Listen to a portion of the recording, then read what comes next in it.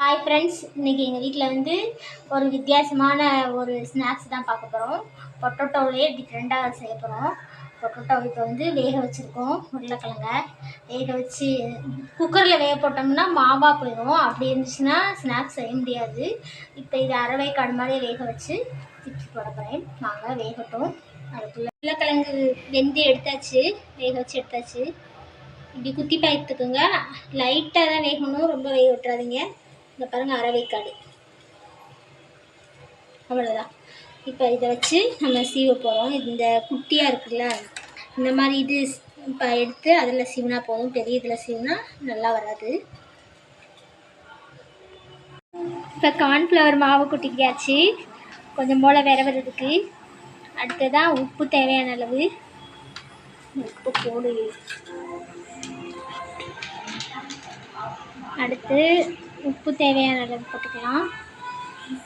போடு அவ்வளோத்தையும் போட்டுரு. அடுத்ததான் கொஞ்சம் போல் மிளகு தூள், மிளகு பொடி கொஞ்சம் போல்.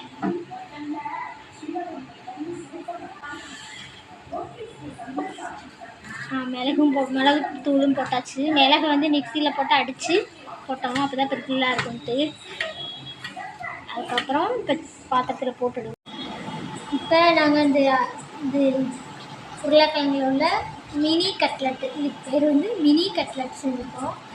வீட்டில் இருக்கும்போது நீங்களும் குழந்தைங்களுக்கு நிறைய குட்டியாக செஞ்சு கொடுத்தீங்கன்னா இன்ட்ரெஸ்ட்டாக சாப்பிடுவாங்க. குட்டியாக வந்துட்டு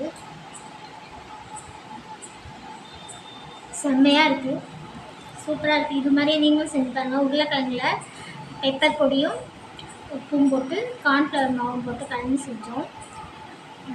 சூப்பராக இருக்குது. டீக்கு வந்து இது நல்லாயிருக்கும், டீ குடிக்கிறதுக்கு.